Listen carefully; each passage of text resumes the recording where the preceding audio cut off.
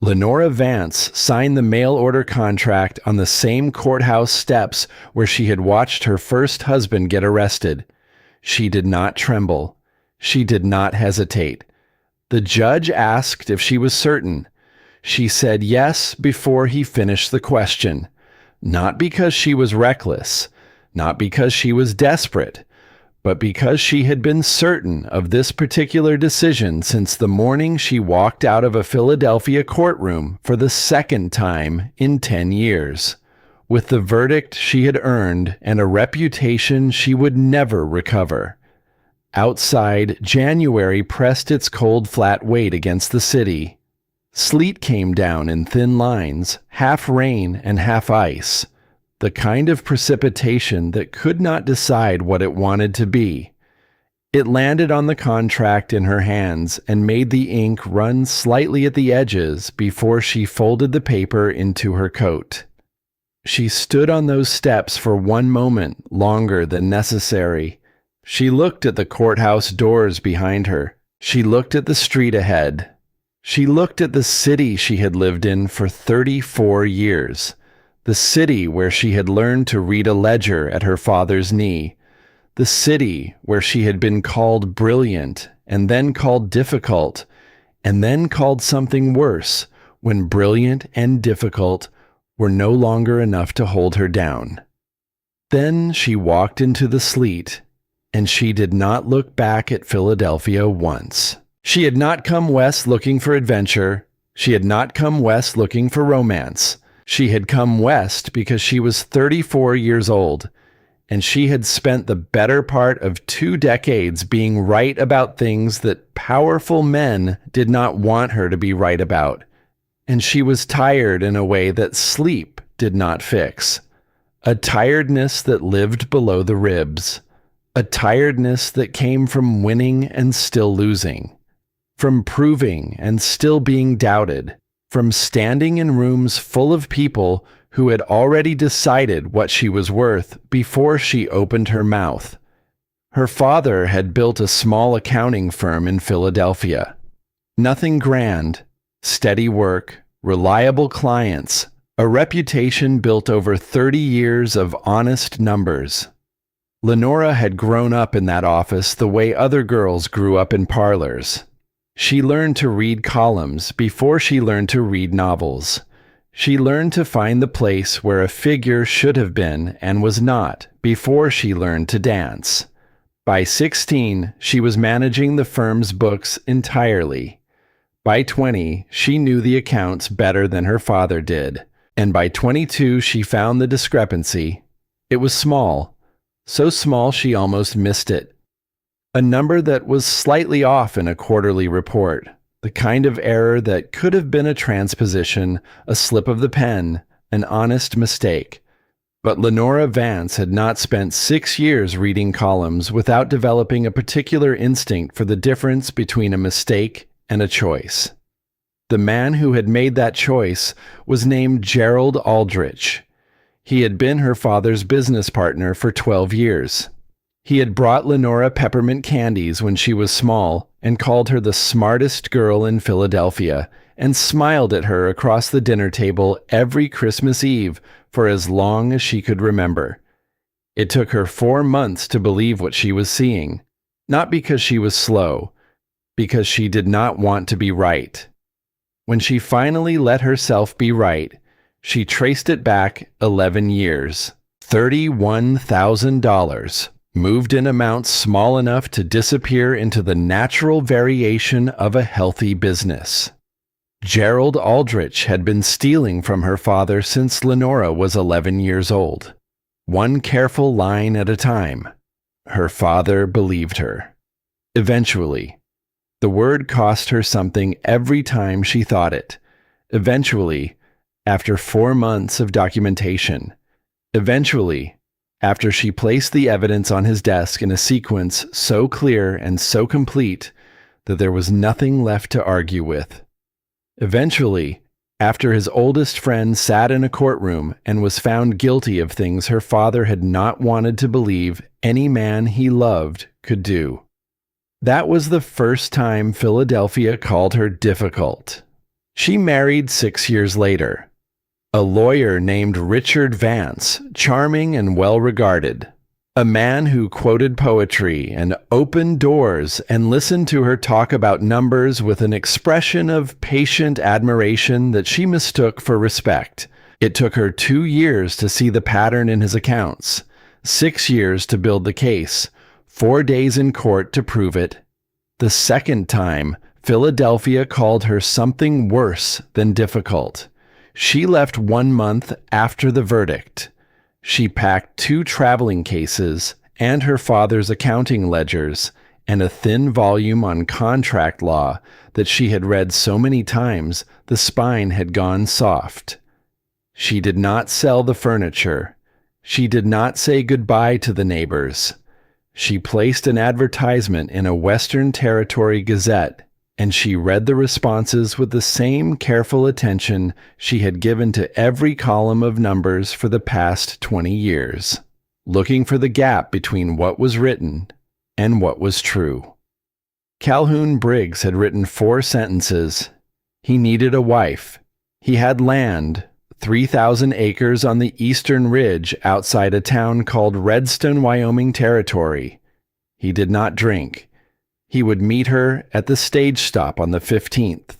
The photograph showed a man standing beside a fence post, hat pulled low, one hand resting on the top rail as though the camera had interrupted him mid-repair and he was waiting with moderate patience for it to finish.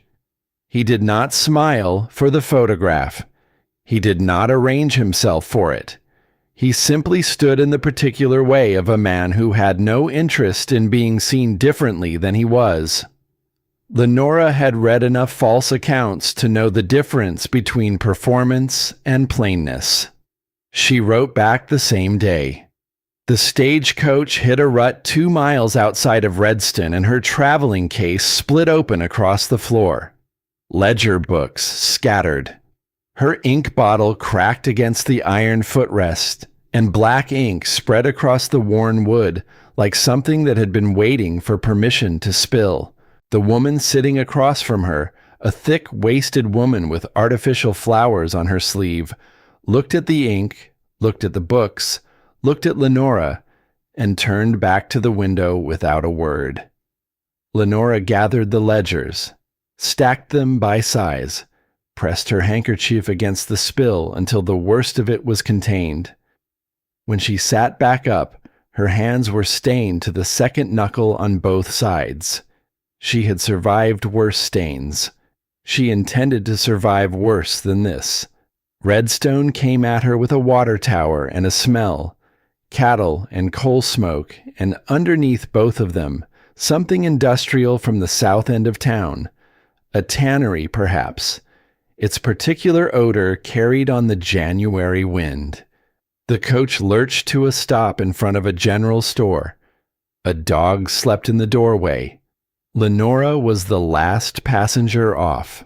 She stepped down into mud that had frozen and then partially thawed and then partially refrozen again, the kind of mud that could not make up its mind, and it grabbed her boot heel and held it for one ugly moment before letting go. No one came forward. She stood with her 2 bags on the planked walk and looked at the street. 14 buildings that she could count. A bank on the corner, 2 stories, painted white, the only structure in Redstone that looked like it had been imported from somewhere with higher opinions of itself. Everything else was practical and weathered and built to last rather than to impress, which she respected more than she would have admitted to anyone in Philadelphia. A man stood in the doorway of the bank. He was not doing anything in particular. He was simply standing, watching the street with the unhurried attention of a man who owned enough of what he was looking at to feel no urgency about any of it. He was watching her specifically, mid-50s, silver-haired, well-dressed without being loud about it, with the kind of face that smiled often and meant it rarely. Lenora held his gaze for 2 seconds. He did not look away. He smiled, small and polished, the smile of a man accustomed to being the most important person in every room he entered. Then he turned and went back inside the bank with the unhurried ease of someone returning to a thing they had briefly stepped away from. Lenora looked at the name above the door. Redstone Territorial Bank. P. Ashford. She noted the name. She noted the way he had watched her arrive. She noted the quality of his patience, which was not the patience of a man who had nothing to do, but the patience of a man who had already decided what would happen next, and was simply waiting for it to begin. She was still thinking about it when she heard boots on the boardwalk behind her, not hurrying, not slow, moving with the even, unhurried pace of a man who had never in his life needed to run for anything. She turned. He was taller than the photograph had suggested. The hat was the same, dark brown, pulled down against the afternoon glare. Lean and work-hardened, with a jaw set like a decision made a long time ago and not reconsidered since. He stopped 4 feet from her and looked at her traveling case, then at her ink-stained gloves, then briefly at her face. Miss Vance, Mr. Briggs. She looked at him steadily. "You're late." A pause. Wheel on the buckboard needed resetting. "Did it occur to you to send word?" Another pause, longer than the first. "No." She studied him for a moment. He looked back at her in the particular way of a man assessing a fence line, not unkind, not warm, simply accurate. Then he picked up both her bags without asking, turned, and walked toward a buckboard at the end of the street. Lenora followed. She noticed he did not glance back once, not to check whether she was keeping up, not to offer a hand over the rough boards. He simply went where he was going and expected the world to manage itself accordingly. She climbed onto the wagon seat without assistance. He did not offer any. He checked the wheel he had replaced, one thumb on the hub and pressure on the spoke, a single short nod at whatever it told him, and climbed up beside her. They pulled out of Redstone in silence. "Your letter was brief," Lenora said when the town was half a mile behind them. "Said what needed saying. It said you do not drink. I do not. It did not say much else." He kept his eyes on the road ahead. "Did not figure there was much else you would need to know before you got here. I am an accountant." That made him look at her. Not long, half a second, but he looked. "Your letter did not mention that. My letter said I was a widow with professional experience and that I was capable of managing a working ranch." She kept her voice even and unhurried. "I worked law office accounts for 5 years. Before that, I managed my father's firm ledgers from the time I was 16. I can read a contract in the time it takes most men to find their spectacles." She looked at the road ahead of them, at the frozen ground stretching out on either side of the wagon track, at the ridge line in the distance going dark against the pale afternoon sky. "I mention it because I intend to be useful to you, Mr. Briggs, not decorative." Something moved in his jaw, not a smile exactly. Something that lived near a smile and kept its distance. "Ranch does not need decorating," he said. "Good," she said. She let that sit for a moment. Then, without changing her tone, "The man in the bank doorway. Ashford. He was watching the street when you came to meet me." Calhoun's hands tightened on the reins. She watched his knuckles go white and then ease over the course of 2 full seconds. "That is his habit," he said. With everyone, or with you specifically?" A long pause. "He made me an offer on the ranch last spring. I turned it down." "What kind of offer?" "The kind where the price is low enough to be an insult and the man makes it anyway, because he is used to people saying yes." He did not look at her while he said it. He set it to the frozen road ahead. He sent a letter in September. I did not answer it. Lenora filed that information away and said nothing more. The ranch appeared in the last gray light of the afternoon. A low house, solid, built to last rather than impress. A barn, larger than the house. A corral with a bay mare pacing the fence line with the particular restlessness of an animal that had too much sense for its circumstances. Outbuildings. A water trough. A garden gone dormant with the dead stalk still standing in frozen rows, waiting for a season that had not yet arrived. Calhoun carried her bags inside. Lenora stopped in the doorway and looked. A cast iron stove. A table. 2 chairs that did not match. Bare walls. A shelf with 3 books. A Bible with a cracked spine. A volume on cattle breeds. And a thin book on land law, its pages worn soft at the corners from repeated reading. She had once given testimony in a jail cell. The jail cell had felt more lived in than this. There is a bedroom there. Calhoun pointed to a narrow door off the main room. He rubbed the back of his neck. I will take the barn, Mr. Briggs. He stopped. We were married this morning by the circuit judge in Laramie. I signed the papers before I boarded the stage. She held his gaze without effort. You built this house. Sleep in it. He looked at her for a moment with the expression of a man rapidly reassessing something he had believed he understood. There is only one bed, he said finally. Then I will take the floor until we work out something more practical. That is not right. What is not right is a man sleeping in his own barn in January because he has not yet figured out how to talk to his wife. She kept her voice even, not unkind, simply precise. I am not fragile. I am not easily offended. I have no romantic illusions about this arrangement. We made an agreement. I intend to honor it. He was quiet long enough that the mare outside stamped twice. Calhoun, he said. He looked at her. His name. If they were going to share a house, first names seemed efficient. She looked at him. Lenora. He nodded once, sharp and quick. A man settling something in his own mind and moving on. He went to the stove and crouched to build the fire. Lenora unpacked. When she came back to the main room, there were beans and cornbread on the table. He was eating, standing at the stove in the manner of a man for whom meals had stopped being social occasions a long time ago. Sit down, she said. He sat. He ate with efficiency. Lenora ate and looked at the shelf.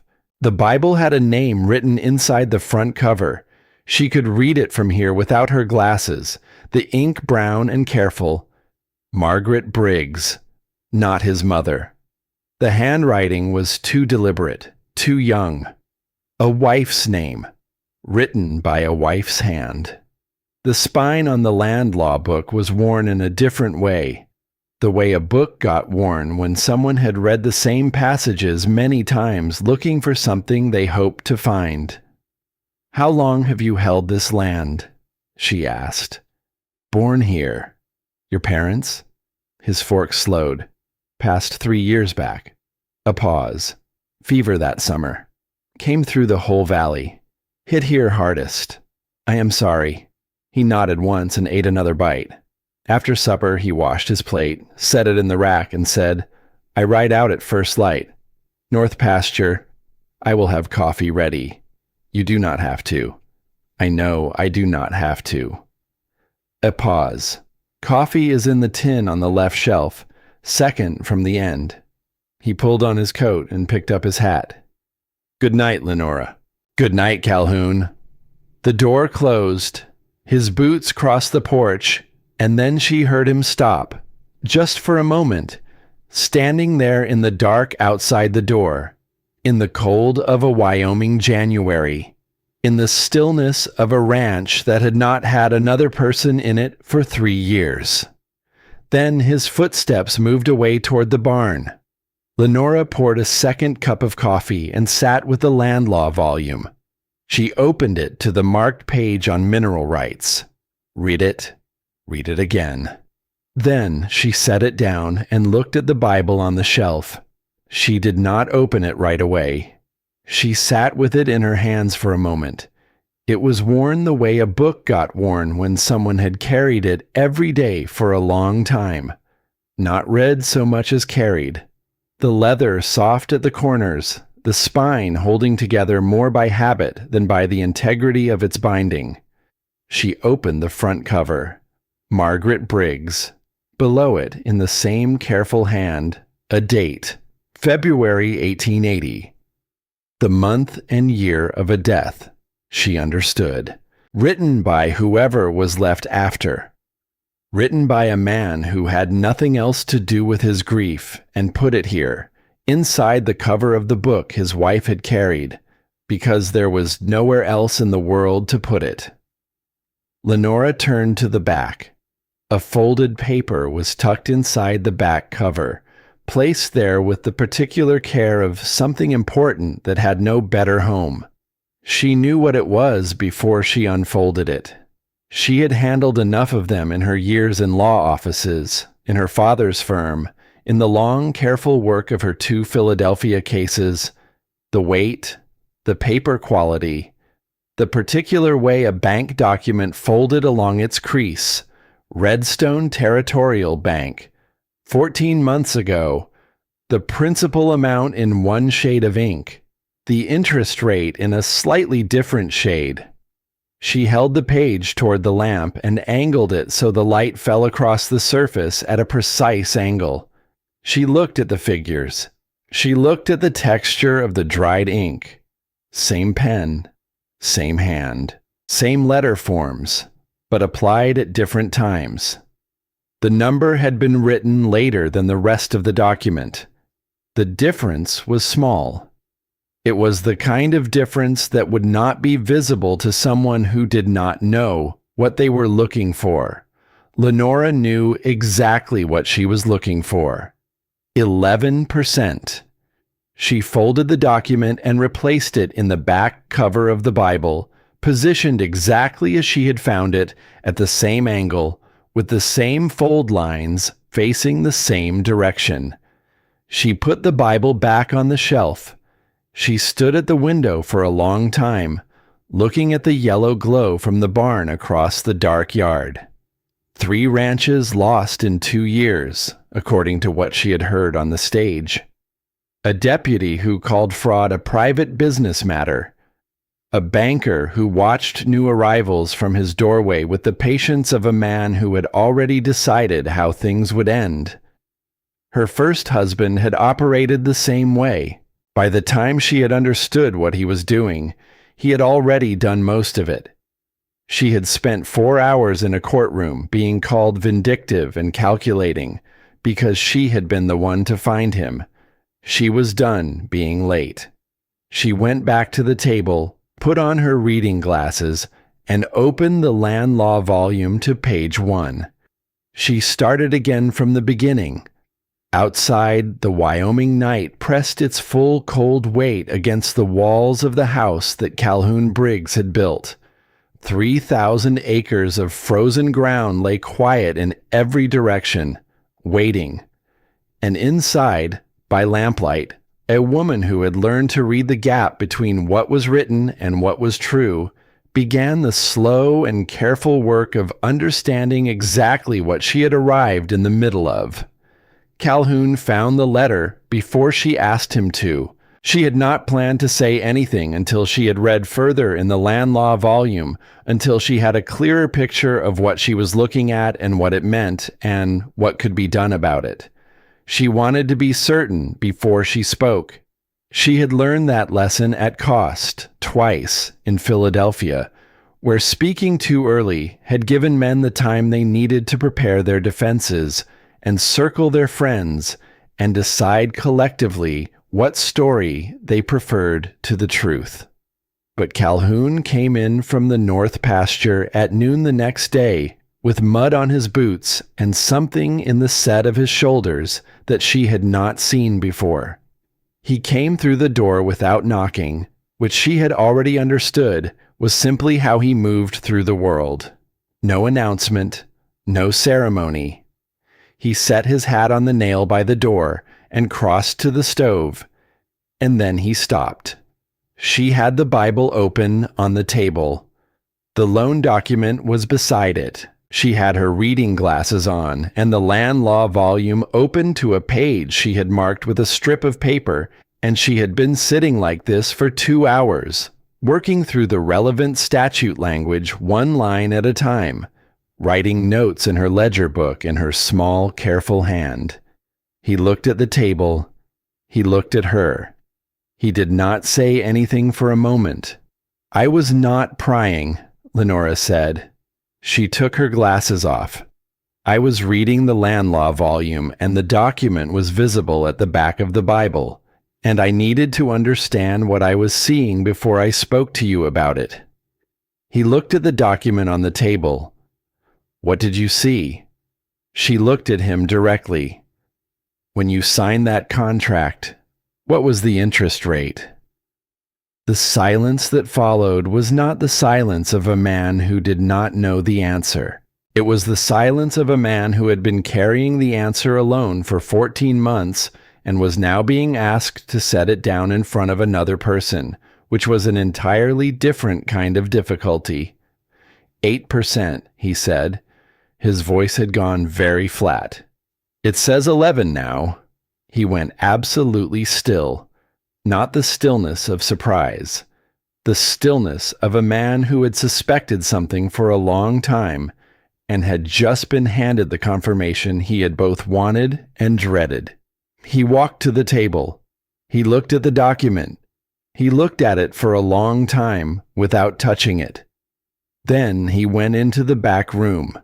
She heard the sound of a trunk being opened, papers being moved, the particular sound of a man searching through the accumulated documents of a life, the kind of searching that happens when something important has been kept somewhere safe and must now be found.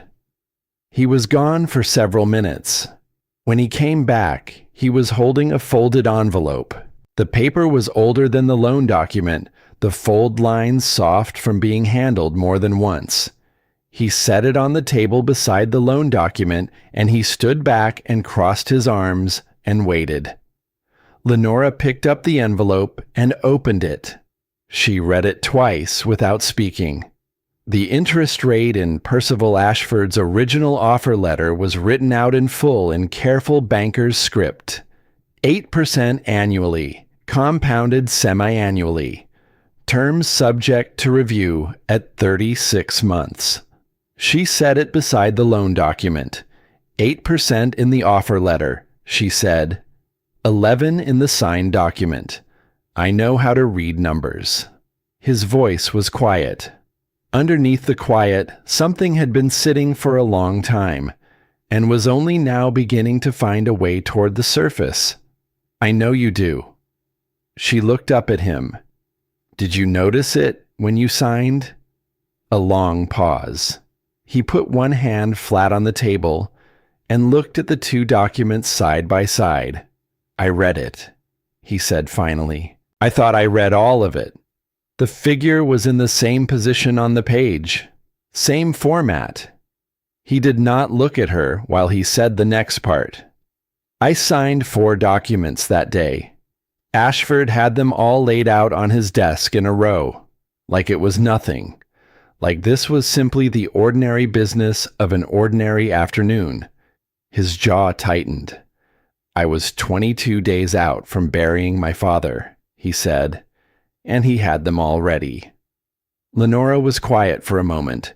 She chose her words the way she chose everything, carefully, one at a time. He timed it deliberately. Calhoun looked at her. I know that now. You knew it then, too. She said it without accusation, simply as a fact that deserved to be spoken. You just did not have proof of anything except your own instinct and your own word against the word of a man who owned the only bank within 100 miles. She paused. That is not the same as doing nothing. He looked at his hands. Something moved through his face that was more complicated than embarrassment. The particular expression of a man who had spent 14 months in the company of his own silence and was only now discovering that silence had not been protecting him so much as holding him in place. "How much do you currently owe him?" she asked. "At 11% compounded over 14 months. I already ran the numbers." She turned the ledger toward him. She had done the calculation that morning. He looked at the figures. He looked at them for a long time. $412 over the correct figure at 8%, she said. The gap widens every month. By the time the 36-month review arrives, the difference will be large enough that he can call the full loan due under the revision clause on page 3 of the signed document. She tapped the page.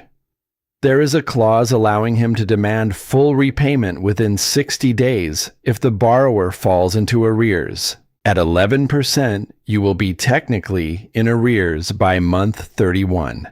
7 months, Calhoun said quietly. 7 months. He straightened and walked to the window. Lenora watched his back, the way his shoulders carried the information. The specific weight of a man calculating what he had and what he stood to lose, and finding that the two numbers were closer together than he had allowed himself to understand. The other ranchers, he said. The ones who sold in the last 2 years. Rohr left for Laramie.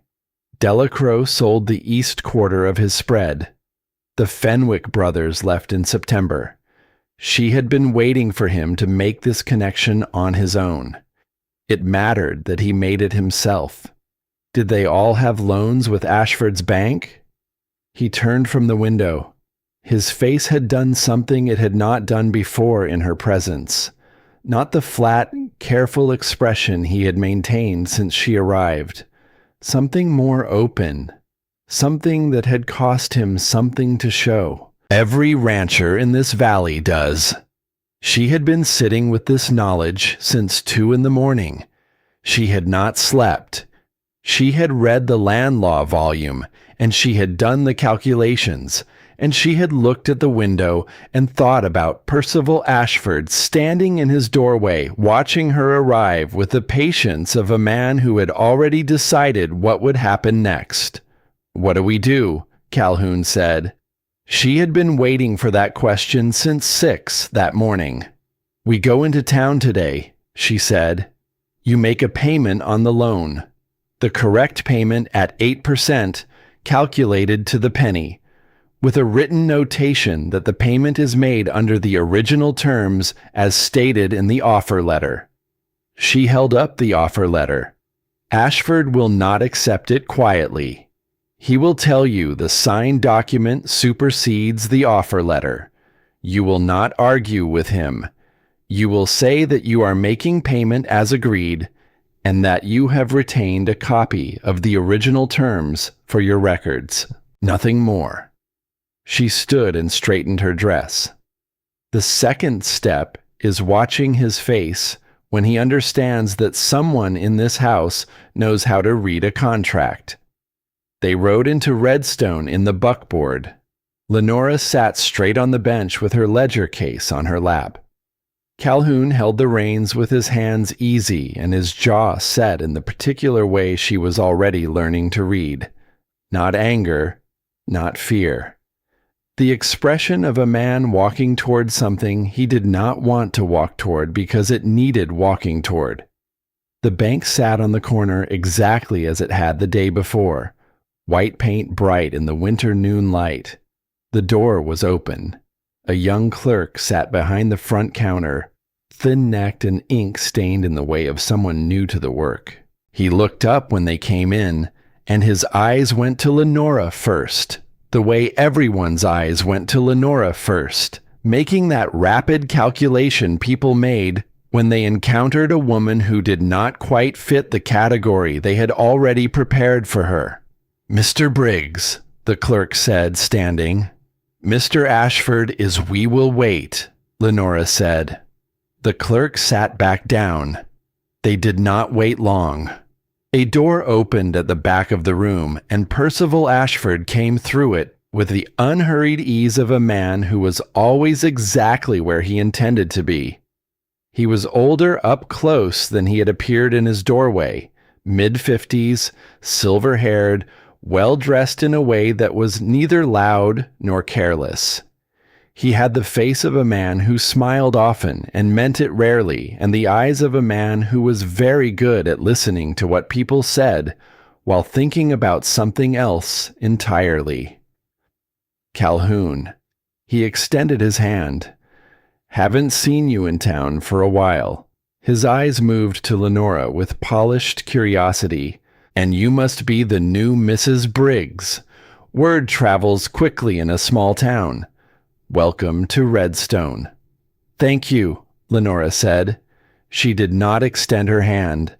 Ashford absorbed that without any visible reaction and gestured toward his office. Come in. What can I do for you today?" The office was everything the ranch house was not. A large desk of polished wood, a leather chair behind it, and two straight-back chairs in front. A painting on the wall, mountains, probably Colorado, probably expensive. A cabinet along the side wall with its drawers labeled in small, neat type. The whole room had the quality of a space designed to communicate stability, permanence, authority. The kind of room that made a person feel, before a single word had been exchanged, that whatever happened here was simply the natural order of things. Ashford settled behind his desk and laced his fingers together. Calhoun stood rather than sitting, which meant Lenora stood too. She set her ledger case on the edge of his desk with the particular deliberateness of a woman who had set ledger cases on a great many desks in her life and was not moved by the quality of the furniture. "I am here to make a payment on the ranch loan," Calhoun said, "taken out 14 months ago." "Of course." Ashford nodded toward the clerk who had followed them in and stationed himself near the cabinet. "Principal of $2,000, if I recall. 14 months at 8%, Lenora said. Ashford looked at her. The smile stayed exactly in place. "I believe you will find the signed agreement reflects 11, Mrs. Briggs. I believe you will find the original offer letter reflects 8, Lenora said. She opened her ledger case and placed the offer letter on his desk. She placed her own calculations beside it. Payment today covers 14 months of interest at 8% compounded semi-annually, calculated to the penny, made under the original agreed terms. She set an envelope of bills on top of the papers. You will find a written notation on the payment record indicating that this payment is made under the terms of the offer letter dated September 14th of last year. Ashford picked up the offer letter. He read it slowly, though Lenora was entirely certain he knew what it said. He set it down and picked up her calculations and spent a long time with those. "Mrs. Briggs," he said finally. His voice had not changed. His smile had not changed. That was the thing about men like him. They did not react in the moment because they did not need to. They had time on their side, or they believed they did. The offer letter is a preliminary document. The signed agreement supersedes I am familiar with standard supersession clauses, Lenora said. I am also familiar with the legal principle that a material alteration to a financial document made after signing, without the knowledge or consent of the borrower, constitutes fraud under territorial law. She paused, just long enough. I am certain you are familiar with it too. The office went very quiet. The clerk near the cabinet had gone completely still. Ashford set the papers down.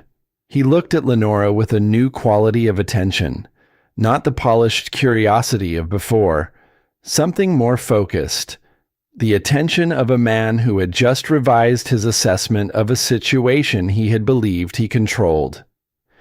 "You have some legal background, Mrs. Briggs. I have some experience with documents that have been altered after signing," she said. "I would hate to see a misunderstanding of that nature affect what I am sure has been a productive relationship between your bank and the Briggs Ranch." Another silence. Ashford's fingers remained laced on his desk. Then he smiled again, the same smile as before, but something had shifted behind it. A door that had been open was now closed. "I will have the clerk process your payment," he said. "Under protest, you understand. My position is that the signed agreement governs." He stood, which was a way of ending a conversation without saying so. "It is good to meet you, Mrs. Briggs. Redstone is always glad to welcome new residents." His eyes moved to Calhoun. "Give my regards to your neighbors." Calhoun said nothing. He picked up Lenora's ledger case from the edge of the desk and handed it to her, and they walked out through the front office without hurrying. On the boardwalk outside, Lenora put on her gloves and let out a slow breath. The cold hit her face with the particular sharpness of a Wyoming January afternoon, clean and unambiguous, the kind of air that did not pretend to be anything other than what it was. Calhoun stood beside her and looked at the street. "He is going to come back at us," he said. "Yes." "Differently." "Yes." She looked at the people moving along the boardwalk, the ordinary traffic of a small town on an ordinary Tuesday, none of them with any idea what had just happened in that office. "He will be more careful now. He knows the loan document is compromised, and he knows we have the offer letter, and he knows I can read the gap between them. What he does not know is what we intend to do about it." "What do we intend to do about it?" She turned to face the street. "I need to find the other men. The ranchers who sold or lost their land in the last 2 years. If he altered your document, he almost certainly altered theirs. If even one of them still has an offer letter that contradicts their signed agreement, we have a pattern." She looked at Calhoun. "A pattern is something a territorial judge has to take seriously. 1 complaint is a dispute. 4 complaints is evidence of a system." Calhoun was quiet for a moment. He looked at the bank across the street. Rohr moved to Laramie. "I have an address somewhere. Delacroix is still in the valley, north end near the creek. He didn't lose his land outright. He sold the east quarter. Said he needed to settle a debt." His jaw tightened. "The east quarter. Best grazing ground he had. And there is a spring on it. Only reliable water in a dry summer for the whole north end of the valley. Does he still have his offer letter? Don't know. Then we need to ask him." Lenora picked up her ledger case. "Not today. Today we go home and write down everything that happened in that office while it is still exact in our memory. Every word Ashford said, every word we said, every document on that desk and the order in which he looked at them." She paused. "A good record is worth more than a good memory. Memory changes. A record does not." They rode back in silence. But it was a different silence than the one on the way into town. The silences before had been empty in the way new things were empty, unfilled, still finding their shape. This one had weight to it. The weight of 2 people who had stood in the same room and done the same thing, and come out the other side of it together. Halfway back, Calhoun said, "Where did you learn to do that?" It was not quite a question, more like something he had been turning over in his mind since the boardwalk and had finally decided to say out loud. "My father's office," Lenora said. "He had a business partner for 12 years, Gerald Aldrich. Charming man. Everyone liked him. He used to bring me peppermint candies when I was small." She looked at the road ahead of them. "When I was 22, I found a discrepancy in the quarterly accounts, small enough that my father had missed it, small enough that I almost missed it." She paused. "It took me 4 months to trace it all the way back. By the time I had the full picture, Gerald Aldrich had taken $31,000 over 11 years. Calhoun looked at her. "Your father believed you. Eventually." The word came out with an edge she had not intended. She smoothed it over. "He found it difficult at first. Gerald was his oldest friend." She turned her face toward the ridgeline to the north, dark against the pale winter sky. "That is the hardest part of this kind of theft," she said. "It does not look like theft from the outside. From the outside, it looks like business. It looks like success. The thief is always the most pleasant man in the room, and the person pointing at him is always the one who seems unreasonable." Calhoun was quiet while the buckboard moved along the frozen track. "Your husband," he said finally, "the one before. He was the same kind." She said it without self-pity, the way she said most things, as a fact to be acknowledged and worked with. "And no one believed me then, either. Not until I had 6 years of documentation and a courthouse full of witnesses. By then, he had taken a great deal from people who trusted him, and I had become a woman with a reputation for causing trouble." A pause. "That is why I came west, Calhoun. Not because I was running from my life, because I had spent the better part of 12 years proving things to people who had already decided what they thought of me." She looked at the ranch appearing ahead in the late afternoon light. "I wanted to go somewhere I could start from the beginning, somewhere a woman's word might carry its actual weight." Calhoun did not answer for a moment. The mare pulled them up the last slope and into the yard, and he brought the buckboard to a stop and set the brake and sat for a moment with the reins in his hands before setting them down. "It will carry weight here," he said. He said it toward the mare's ears rather than toward her face, which she was already learning was how he said the things that mattered most to him. "Long as I am around, your word carries weight."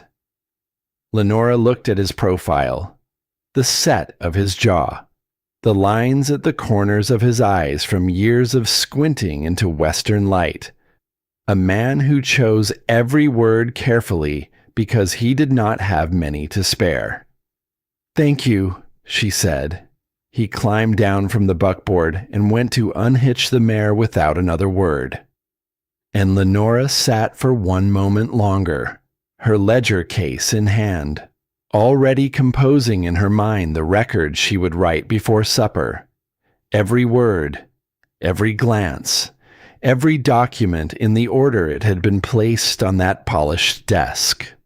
While a careful man in a white-painted building on the corner of Main Street sat alone in his office and recalculated exactly how much trouble had just walked through his door. The next morning came in cold and gray, the kind of morning that arrived without ceremony and intended to stay. Harriet Dunmore came before Lenora had finished her second cup of coffee. She heard the wagon from inside the house, the particular sound of a vehicle held together by stubbornness and familiarity rather than by the quality of its parts, pulled by a mule that had clearly developed its own opinions about appropriate speeds. Lenora was at the door before the woman had fully set the brake. Harriet Dunmore was 60 years old and moved like 50, climbing down from the wagon bench with one hand and carrying a covered pot with the other, and talking before her boots touched the ground. She was a compact, direct woman with sharp eyes and a mouth that had said hard things to hard people and had not lost any sleep over it. She walked past Lenora into the house without waiting to be invited, set the pot on the stove, turned around. "You are Lenora," she said. "I am Harriet Dunmore. I live 10 miles north, past the Second Creek crossing. You cannot miss the place, because I painted the roof red specifically so people could find me when they need me." She pulled out a chair and sat down at the table without being asked. "Tom at the livery stable heard your voice through the wall of the bank yesterday. He rode to my place before dark." She folded her hands on the table. "Now sit down and tell me everything." Lenora sat. She told it plainly. The offer letter, the altered interest rate, the calculation of what it meant in 7 months, the conversation in Ashford's office. Harriet listened without interrupting, with the focused stillness of a woman who was storing every detail in a place where she could find it again. When Lenora finished, Harriet was quiet for a moment. "He did the same thing to my husband." Lenora set down her cup. "Joseph died 4 years ago," Harriet said. "Heart gave out in the North Field. Before he died, we had a loan with Ashford's Bank. Small one, $40 for new equipment. Joseph handled it, paid it back over 2 years, every payment on time." She paused. 6 months after Joseph died, Ashford came to my door with a document saying there was a remaining balance of $90 plus interest. Said Joseph had taken a second draw on the loan that I did not know about. Her jaw set. Joseph never took a second draw. I knew every dollar that came in and out of that place. But I was a widow, and Ashford had a signed document, and Slade told me it was a private business matter. She looked at Lenora with the flat, steady eyes of a woman who had been wronged and had been forced to accept the wrongness because she had no other choice at the time. "I paid it. Sold 2 heifers to do it." "You paid it," Lenora said. "I paid it. And I have been waiting a long time for someone to walk into his office and say the word fraud out loud. I said the word." Harriet looked at her steadily. "I know you did." Tom heard it through the wall. She leaned forward slightly. "What do you need?" Lenora thought for exactly 2 seconds. "I need to talk to Stellan Crow." Stellan Crow was a compact, dark-haired man of 45 who came to his front door with mud on his boots and the expression of someone who had been expecting bad news for long enough that he now greeted it with tired recognition rather than surprise. His house was 3 rooms, held in the particular order of a man living alone who was very precise about where things went. Not clean so much as arranged. Everything in its place. Nothing extra, nothing decorative. The kind of order that came from a man controlling the things he could still control. He made coffee without being asked and sat across from them with his hands wrapped around his cup. Lenora placed the Briggs offer letter on the table. She placed her copy of the altered loan document beside it. She did not say anything. She let him look. He looked for a long time. "Calhoun's," he said. "Yes." 8% in the letter, 11 in the document. "Yes." He set down his cup very carefully. "Mine said 6, he said, in the letter." His voice was completely flat. "I remember because I thought it was generous. I thought Ashford was being generous." Lenora reached into her ledger case and placed a blank sheet of paper and a pen on the table. "Do you still have your offer letter?" He stood without answering, went into the back room, and was gone for several minutes. Lenora and Harriet did not speak. They heard him moving, a trunk being opened, papers being shifted. the sounds of a man searching through the evidence of his own history. When he came back, he was holding an envelope. His face had gone through something while he was in that room. She could see the evidence of it in the set of his mouth, in the careful steadiness of his eyes, in the way he moved as a man moves when he has arrived at something during the course of 30 seconds that he had been avoiding for a year. He placed the offer letter on the table. 6%, exactly as he had said. Lenora examined it and set it beside the Briggs letter. "Tell me about the signed document," she said. 9%. He sat down. His hands were flat on the table. "I thought I had misread it when I first noticed. Went back 3 times. Counted the numbers. 9%. He stopped. "I had already signed. Did you go to Ashford?" "I went to Ashford. He told me I must have misremembered the offer letter. Said he had sent a corrected version before signing and assumed I had received it.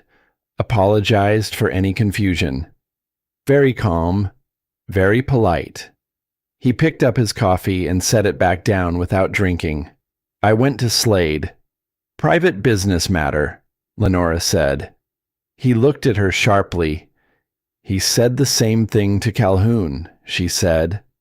"I believe he said it to the Fenwick brothers as well, and to at least 2 other men in this valley whose names I have not found yet." She leaned forward slightly.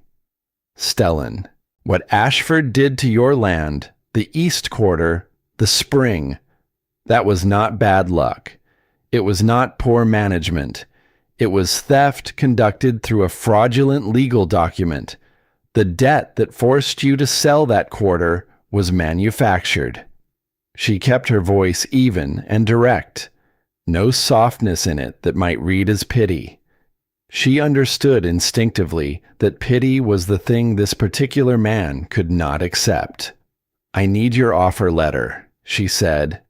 "I need a written statement of the terms you understood when you signed, and I need you to be willing to stand behind it if it comes to that." Stellan Crow looked at his offer letter on the table. Lenora watched his face. She watched the moment he arrived at something. Not quite a decision. More like the recognition that a decision had already been made, and he was only now catching up to it. "What does standing behind it look like?" he said. "It looks like a letter to the Territorial Circuit Court in Cheyenne, signed by every borrower in this valley who has an offer letter that contradicts their signed document. It looks like a formal complaint of fraudulent contract modification filed under territorial statute." She paused. "It looks like Slade no longer being the only law within 40 miles. He was quiet. Then he said, "The spring on my East Quarter. There is no other reliable water source on the north end of this valley in a dry summer. Without it, I am one bad drought from losing everything else." "I know," Lenora said. "That is why he wanted it," Stellan said. "Yes." She held his gaze. "That is exactly why he wanted it." Outside, the wind moved through the cottonwoods along the creek, the dry sound of bare branches against a gray January sky. Stellan Crow looked at his offer letter. He looked at the blank sheet of paper Lenora had placed on the table. He looked at the pen. Then he picked it up and began to write. And in her ledger, beside 2 offer letters and a growing column of figures, Lenora Vance wrote a single line at the top of a fresh page. 1 man is a dispute. 4 men is a pattern. A pattern is what a judge cannot look away from. She underlined it once. Then she turned to the next page and began to work. Willa Pratt had already pulled the file before they walked through the door. That was the first thing Lenora noticed. Not the girl's age, which was perhaps 28, or the tidiness of the small office, or the particular smell of the county clerk's workspace, coal oil and paper, and the dry must of records that were consulted rarely and stored always. What she noticed was that Willa Pratt had a specific folder already sitting on the counter in front of her, placed there with the careful deliberateness of someone who had been expecting this visit and had used the waiting time productively. Lenora looked at the folder. She looked at Willa. Willa looked back with the direct, appraising attention of a young woman who had learned to read situations quickly because she worked 40 steps from Percival Ashford's bank, and survival in that position required a certain vigilance. "You are the one who went into his office with the offer letter," Willa said. "Word travels fast.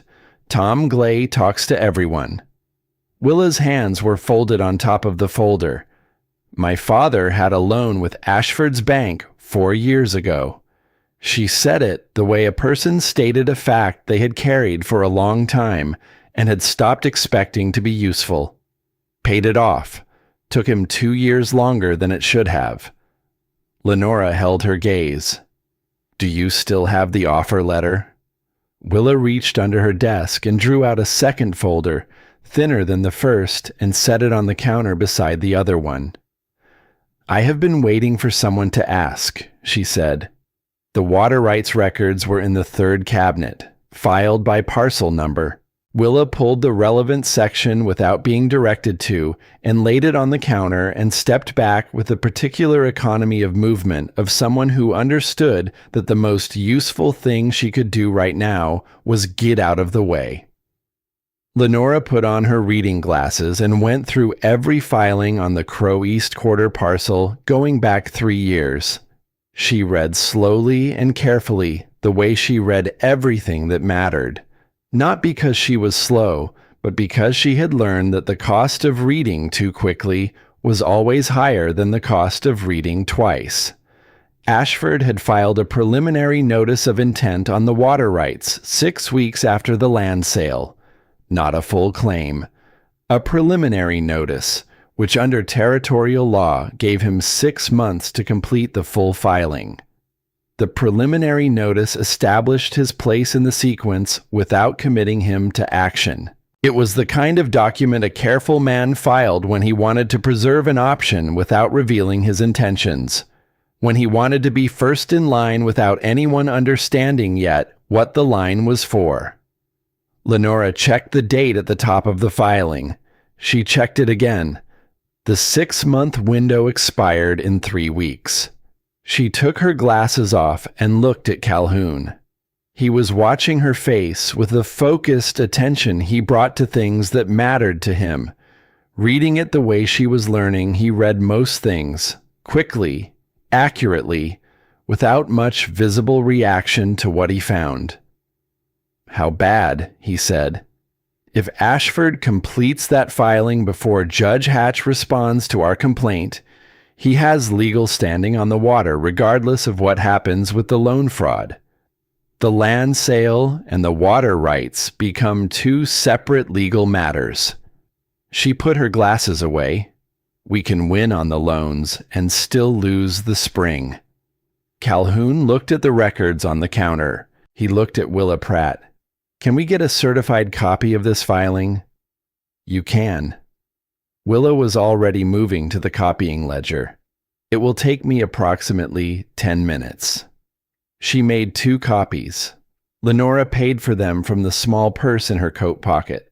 Calhoun reached for his own pocket, and she shook her head slightly, and he understood, and put his hand back without comment, which was one of the things she had come to notice about him in 4 days of close proximity. He understood the shape of a situation without needing it explained more than once. When they came out onto the boardwalk with the copies folded in Lenora's case, the door of the bank across the street was open. Ashford stood inside it, visible from where they stood. He was speaking to someone out of sight, but his eyes had found them on the boardwalk and were resting on them with that same patient, unhurried attention she had first observed when she stepped off the stagecoach with ink on her hands and mud on her boots. Calhoun stood beside her and looked back at Ashford across the street. He did not move. He stood with his hands at his sides and his hat brim level, and he looked at the man who had put a fraudulent number inside his dead mother's Bible with the calm, steady attention of someone who had decided to be patient for exactly as long as patience served him, and not one moment longer. Ashford held the look. Then he turned away from his doorway and went back inside. Calhoun said, "Let us go home." They rode back in the long, late light of a Wyoming winter afternoon, the kind of light that arrived low and gold, and made even frozen ground look like something worth holding on to. Lenora sat beside Calhoun on the bench and did not speak for a while, turning the timeline over in her mind the way she turned every problem, looking at it from each angle in sequence, checking for the place where the numbers did not add up. 3 weeks against 4 days against 2 or 3 more.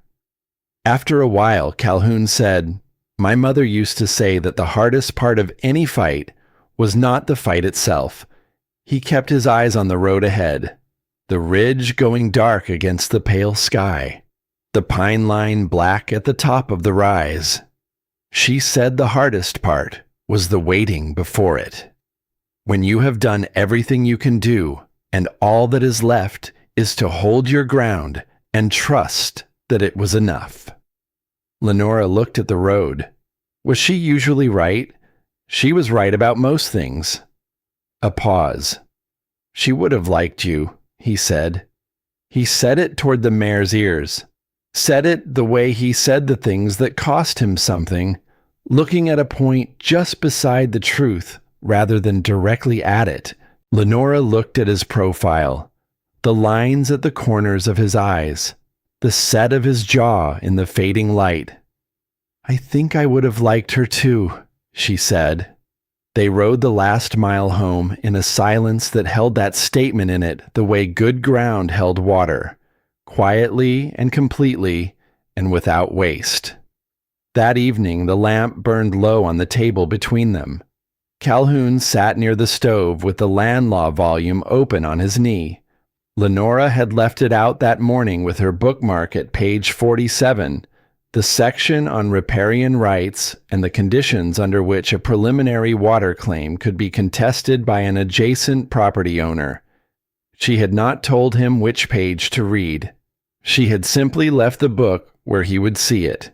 He had found the page. She worked at the table drafting the letter to Judge Orrin Hatch, composing and revising in her small, careful hand, building the argument the way she had learned to build arguments over 20 years of working with documents and depositions, and the particular challenge of making a sequence of numbers tell a story that anyone could follow.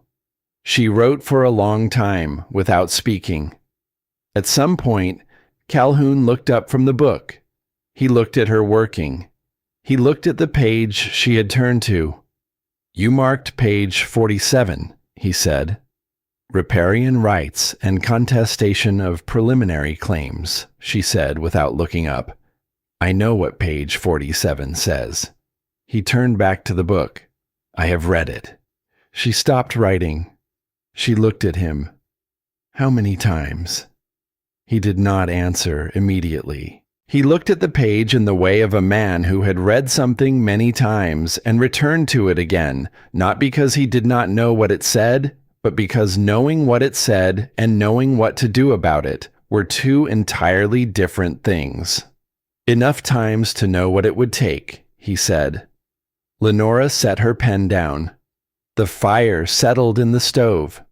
Outside, the wind had come up from the north, pressing against the walls of the house with the steady insistence of a Wyoming winter, reminding everything inside it of its presence. The lamp between them made a small warm circle in the larger dark. She had been composing this letter for 3 hours. She had the structure of it clear in her mind, and most of the language settled. But she did not pick up the pen again immediately. She sat with her hands in her lap and looked at the man across the room who had read page 47 of the land law volume enough times to know what it would take and had still not acted on it alone. You knew about the water rights, she said, before I found the preliminary filing. He looked up. Not the filing specifically, but I knew the East Quarter mattered more than the price Stellan got for it. Knew why Ashford wanted it in particular. He closed the book. Thought about it for a long time after Stellan sold. Tried to work out what a man would do with that land if the land was not the point. She waited. Took me a while to understand that the water was the insurance. He looked at the stove. The loan fraud is reversible if someone finds the evidence, but if he controls the water, he does not need the loans anymore. He can wait. He can simply wait for a dry summer, and the valley comes to him. His jaw set. I understood that. I just did not know what to do with the understanding. Why not? Because understanding a thing and proving it are not the same, he said. And I had already been to Slade once. Lenora was quiet for a moment. Then she picked up her pen. She looked at the letter in front of her. She looked at the page of calculations, the list of names, the copies of the documents arranged in the sequence she would present them. That is why the letter needs to reach Hatch directly, she said. Not the sheriff's office, not the territorial desk clerk. Harriet said Hatch has reason to take Ashford's activities personally, that he is an honest man, which she seemed to consider a notable distinction. Calhoun made a sound that was not quite a word. It was the sound he made when something struck him as accurate. She keeps her opinions about most things, he said, but when she gives you one, it is worth having. Lenora wrote the next line of the letter. The fire snapped once. The wind pressed the walls. The lamp burned between them, steady and small, and the night outside was very large. After a while, Calhoun said, Lenora. She looked up. He was not looking at her. He was looking at the stove with his hands resting on his knees and the land law volume closed beside him. He had the quality he sometimes had in the evening, a stillness that was not blankness, not distance, but the stillness of a man gathering himself towards something that cost him. Margaret died in February, he said. 1880. He stopped. The word February sat in the room the way certain words sat, taking up more space than their syllables accounted for. The snow came down 6 days without stopping. She had been sick for 3 weeks before that. I stayed in the house with her, and I could not do anything except be there, and I was there, and it did not help, and she died anyway. He looked at the book on his knee. I built the barn extension that spring. Then I rebuilt the fence on the east line. Then I re-roofed the outbuilding. He paused. I worked from first light until I could not see, and then I slept, and then I got up and worked again.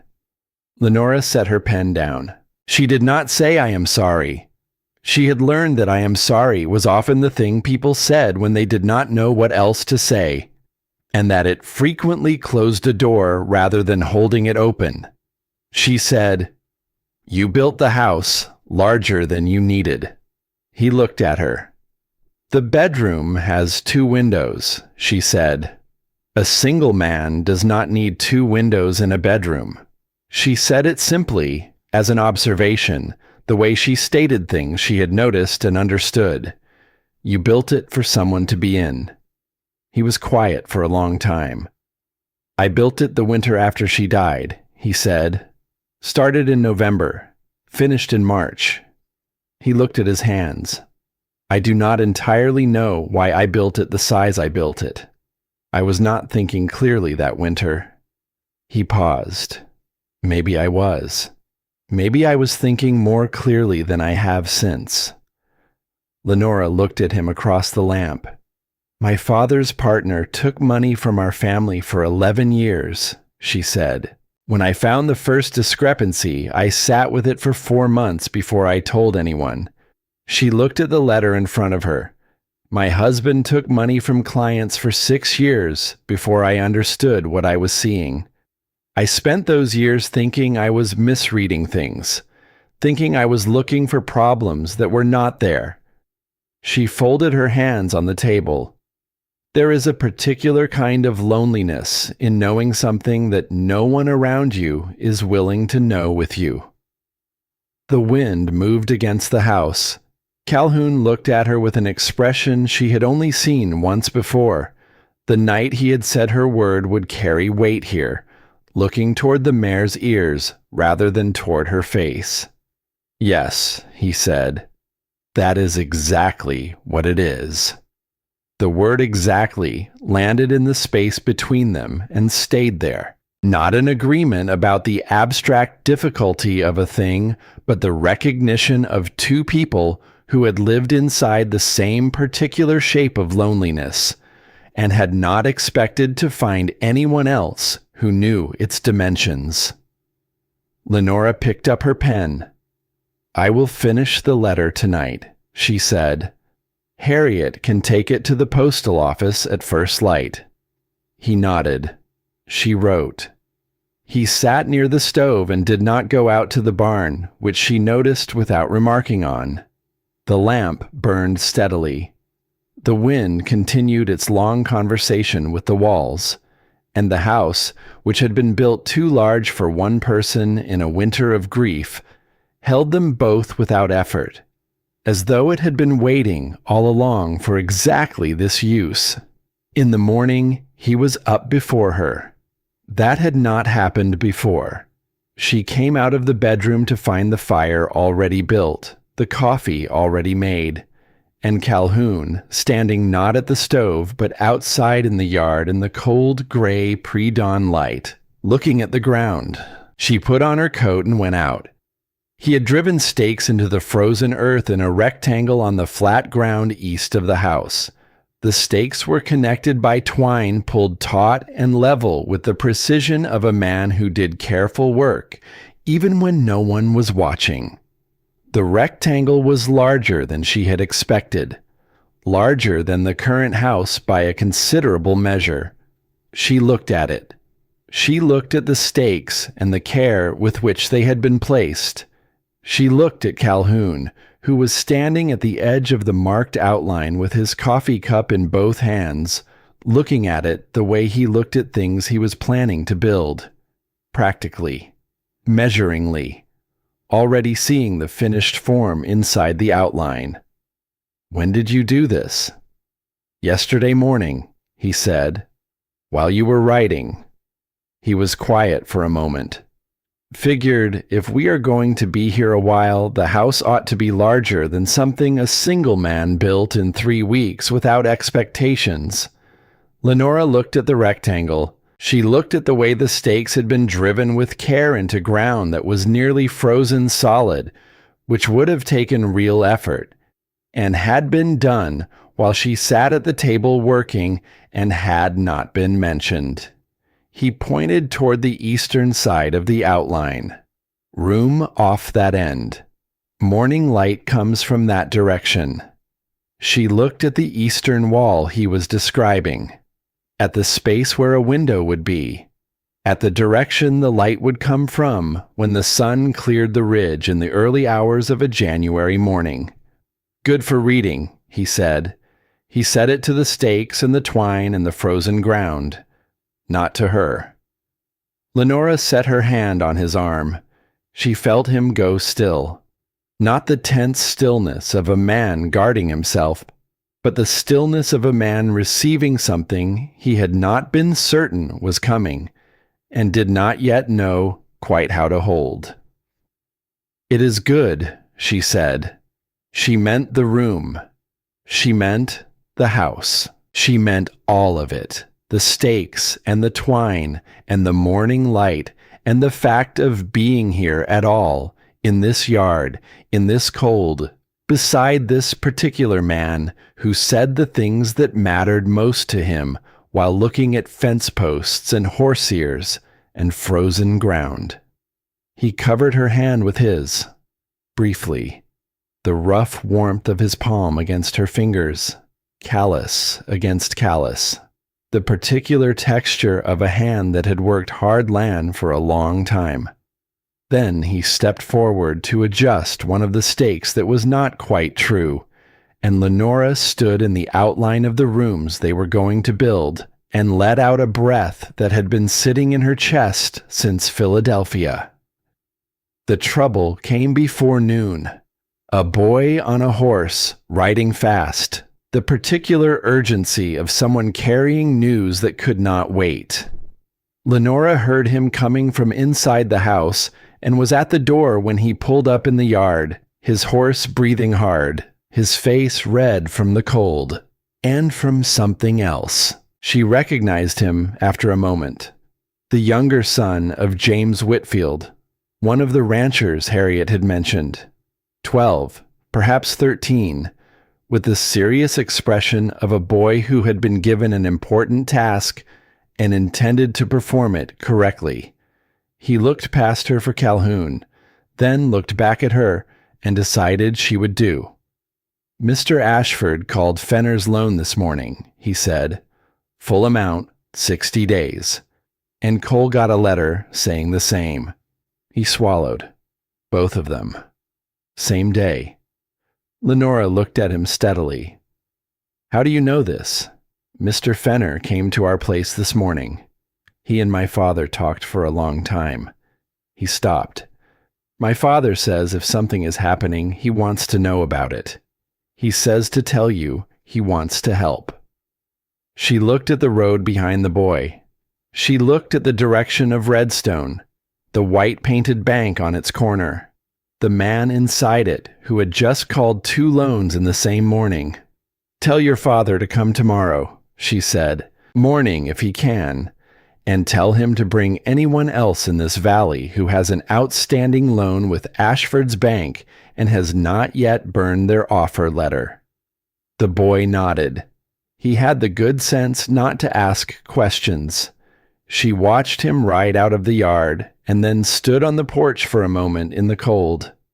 Calhoun came around from the barn. He looked at the road where the boy had gone. He looked at her face. She told him. He was quiet for a moment, his hands at his sides. The particular stillness of a man absorbing information and what it meant and what came next. He is moving faster, Calhoun said, because he knows the letter is on its way to Cheyenne. She looked at the road. He wants as many loans called and settled as possible before Hatch can respond. She turned and went back inside and opened her ledger to a fresh page. She wrote 2 names at the top, Fenner, Cole. Below them she wrote, 3 weeks on the water rights, 4 days for the letter to reach Cheyenne, 2 or 3 more for Hatch to act. She looked at the numbers. Then she wrote 1 more line at the bottom of the page, underlined it twice, and sat with it for a long moment before picking up her pen again to begin the work that remained. He is not the only one who can move faster. Deputy Slade came on a Tuesday. Lenora knew it was Tuesday because she had written the date at the top of her ledger page that morning in the careful habit of a woman who had learned that dates mattered, that the precise sequence of events was often the difference between a record that held in court and one that did not. She had been up since before first light. Calhoun had ridden out to the north pasture at dawn, a 2-hour ride each way, and the house had settled into the particular quiet of a place that held 1 person instead of 2. A quiet she was still adjusting to noticing. She was at the table with the supplementary letter to Judge Hatch spread before her, adding the Fenner and Cole situations, when she heard the horse in the yard. She looked through the window before going to the door. Deputy Warren Slade was a tall, angular man with a face that had settled long ago into an expression of mild official authority, the kind of expression that was put on in the morning like a hat and worn without much thought for the rest of the day. He rode a gray horse, and he came into the yard at the unhurried pace of a man performing a routine task, which told her that he had been told to appear routine. Men who felt genuinely unhurried did not perform it. They simply were it. Slade was performing. She opened the door before he knocked. He looked mildly surprised, then recovered it quickly. "Mrs. Briggs, is your husband at home?" "He is working." She kept one hand on the doorframe. "Can I help you, Deputy?" He held out a folded paper. Loan default notice. Issued this morning by the Redstone Territorial Bank. Calhoun Briggs, property holder, is hereby notified that his November payment is considered insufficient under the terms of the signed agreement. Lenora took the paper from his hand. She read it without hurrying. She read it the way she read everything, completely and in sequence, not skipping forward to the conclusion before she had absorbed the structure that led to it. She noted the date. She noted the language. She noted which document it cited and which figures it used and the precise wording of the insufficiency claim. His November payment was made at 8% per the original offer terms, she said. A written notation to that effect was made in the bank's payment record in front of 2 witnesses, one of whom was your bank's own clerk. She folded the paper with the clean, unhurried precision of a woman who had folded a great many documents in her life. This notice cites the 11% rate of the altered document. It is not valid. Slade looked at her with the patient expression of a man who had delivered papers to difficult people before, and fully expected to deliver them to difficult people again for the remainder of his career. "Ma'am, the signed agreement." The signed agreement was materially altered after execution without the borrower's knowledge or consent. She kept her voice even and measured, not loud, not fast. Loud was for people who needed volume to compensate for the weakness of what they were saying. She had never needed that compensation. "I have filed a formal complaint documenting the alteration with the Territorial Circuit Court in Cheyenne." She held up the paper. "I will keep this. It is useful to have evidence of harassment in written form." She looked at him steadily. "Is there anything else, Deputy?" Something moved behind Slade's eyes. Not guilt. She did not think Slade was a man who experienced guilt in any form that affected his behavior. It was something more like recalculation, the internal adjustment of a man who had arrived expecting a particular situation and found a different one, and was now revising his understanding of what he was dealing with. "Mr. Ashford is within his legal rights to pursue Mr. Ashford altered a legal document," Lenora said. "That places him outside his legal rights entirely, and you know it." She kept her voice at the same measured pitch throughout. "I would also like you to know, Deputy Slade, that the complaint filed with Judge Hatch includes a specific notation regarding the responses given to prior complainants in this valley. Stellan Crow, Calhoun Briggs, both told that their concerns constituted a private business matter." She paused. "A territorial judge takes a particular interest when a local officer of the law repeatedly declines to investigate the same man's activities across multiple victims." The word victims landed in the space between them and remained there. Slade looked at her for a long moment.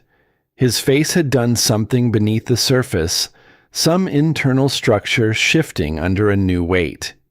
His official expression was still in place, but it fit differently than it had a minute ago. "I am just delivering papers, Mrs. Briggs. I know you are." She held the door. "Good day, Deputy." He left. She watched him ride out of the yard at the same unhurried pace he had ridden in, performing routine to the last.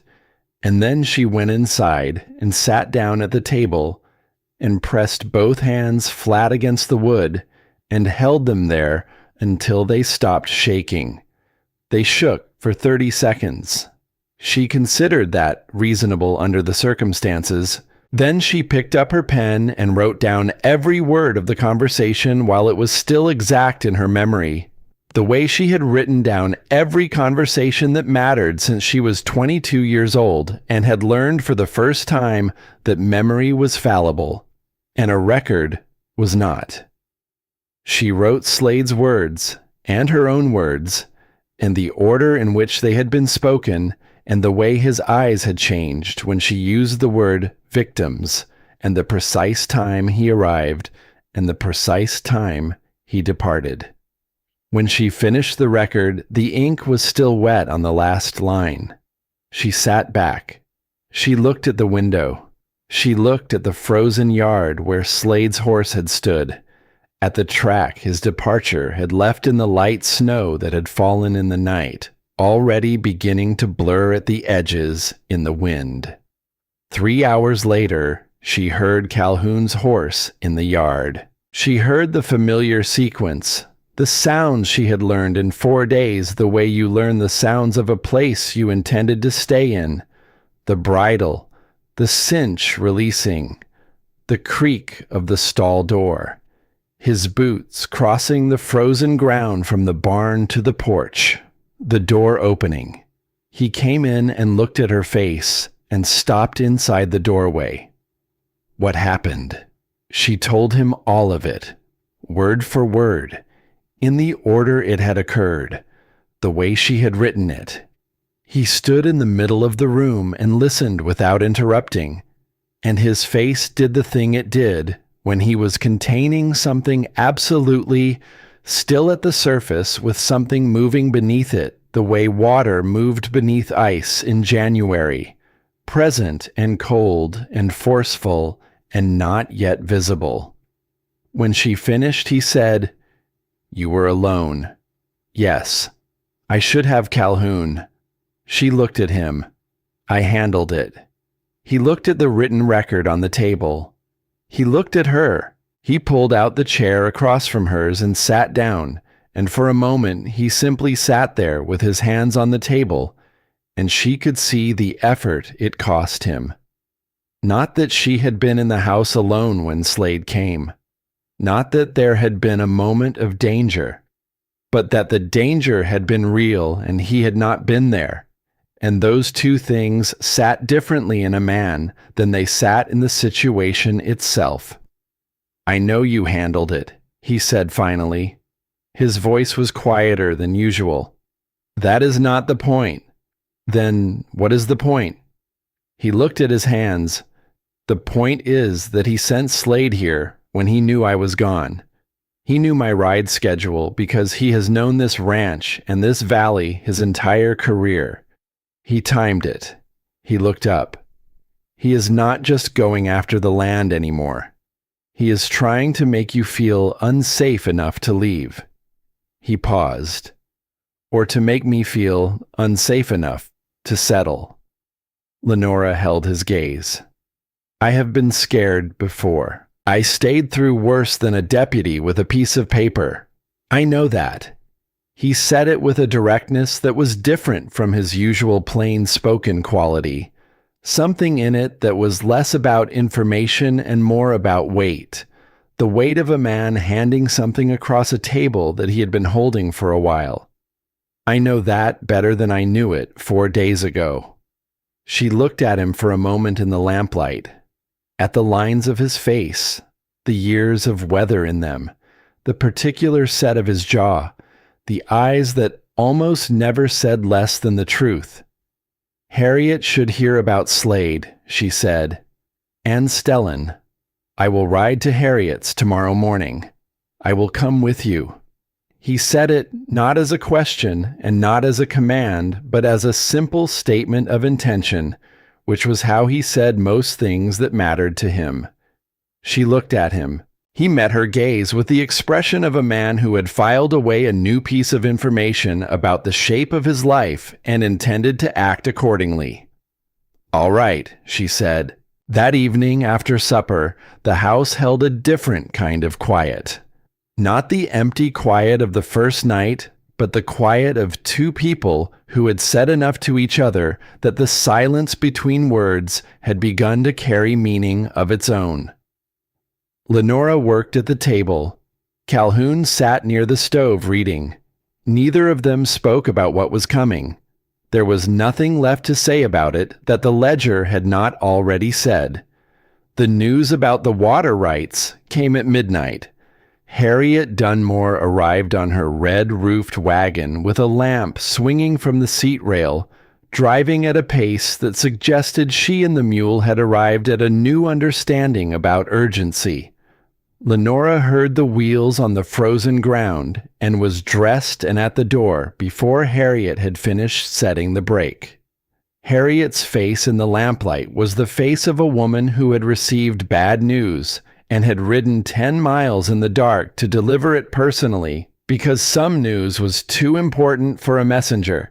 "Ashford filed the full water rights claim this afternoon," she said. "Not the preliminary notice, the complete filing." Lenora went still. "Willa sent word to me an hour ago. She drove hard to reach me. Harriet's breath made clouds in the cold air. He filed 3 weeks ahead of his deadline. Complete documentation, proper form, everything in order." Calhoun had come to stand behind Lenora in the doorway. She heard him go still as well. "Someone told him about the letter to Hatch," Lenora said. Harriet looked at her. Who knew the timeline? Lenora thought. Willa, Stellan, James Whitfield. She stopped. The boy. Harriet's jaw set. "James Whitfield has a loan with Ashford's bank." "I know." She was quiet for a moment. "He did not do it to harm us. He did it because he is frightened and he thought if Ashford knew we were moving against him, Ashford might be more inclined to settle quietly." She looked at the dark road. He did not understand that a man like Ashford does not settle quietly. He accelerates. "How long do we have?" Calhoun said, "to contest the filing and freeze the water transfer before it becomes permanent." She worked through the statute language from memory, the relevant sections of the land law volume that she had now read enough times to carry in her mind the way she carried account figures and contract terms. Under territorial law, an original property owner can contest a transfer of riparian rights within the first year of a land sale if the land sale itself is under legal challenge. She looked at Harriet. The loan fraud complaint puts the sale of Stellan's East Quarter under legal challenge. A sale made under financial duress created by a fraudulent debt. If Stellan files a formal contest on the water rights claim before Ashford's filing becomes finalized, he gets legal standing to freeze the water transfer for the duration of the investigation. "How long before Ashford's filing becomes finalized?" Calhoun said. 48 hours, Lenora said. Perhaps less. Willa would know the exact administrative timeline. Harriet was already turning back toward her wagon. "I will ride to Stellan tonight." "Wait." Lenora's voice was steady. "Tell him to be at the county clerk's office when it opens tomorrow morning. Before 8 o'clock if he can manage it. Tell him to ask for Willa Pratt specifically. Tell him to file a formal contest under Territorial Water Rights Statute, Section 12, Subsection 4. She paused. "Tell him to write those exact words." Harriet repeated them back without hesitation. The memory of a woman who had survived 60 years by paying careful attention. "Tell him I said the East Quarter is not gone yet." Harriet drove out of the yard at a pace that left no question about the new understanding she and her mule had reached. The anxiety of the night that followed was not the fear of a woman unfamiliar with difficulty. Lenora had sat with uncertainty before. She had sat with it in Philadelphia while she waited for verdicts and for other people's courage to catch up with the evidence she had placed before them. She knew the particular quality of a night spent calculating outcomes beyond your control, running the numbers forward and finding that some of them did not resolve in your favor no matter how many times you worked through them. She sat at the table. Calhoun did not go to the stove. He sat across from her. They did not speak for a long time. The fire burned in the stove, and the wind came down from the north in the particular way of a Wyoming January, not in gusts but in a long, sustained pressure, as though the cold itself had weight and was leaning against the house with the patience of something that had all the time in the world.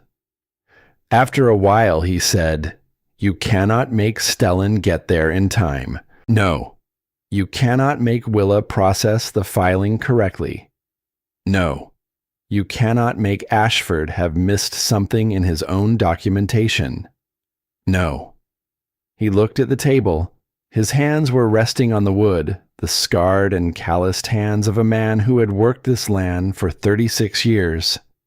"Then you have done everything that can be done," he said. "And worrying about what is out of your hands is a waste of a night you could use for sleeping." She looked at him. He was watching her with the steady, undemonstrative attention he brought to things that mattered to him, and she understood that this was not a dismissal of the difficulty, but an offering of something else. The particular steadiness of a man who had sat through worse nights than this one, and had found that the morning came regardless. "You are not worried," she said. "I am very worried," he said. "I am simply not going to spend the night showing it, because it will not help anything, and it will not help you." She was quiet for a moment. Then she said, "There is something else." He waited. She had not intended to tell him tonight. She had found the note that morning, tucked under the front door in the early dark before Calhoun was up, written on plain paper in a hand she did not recognize. She had read it twice, placed it in her ledger case, and spent the rest of the day deciding what it meant and whether she would tell him and when. She opened the ledger case and set the note on the table between them. He picked it up.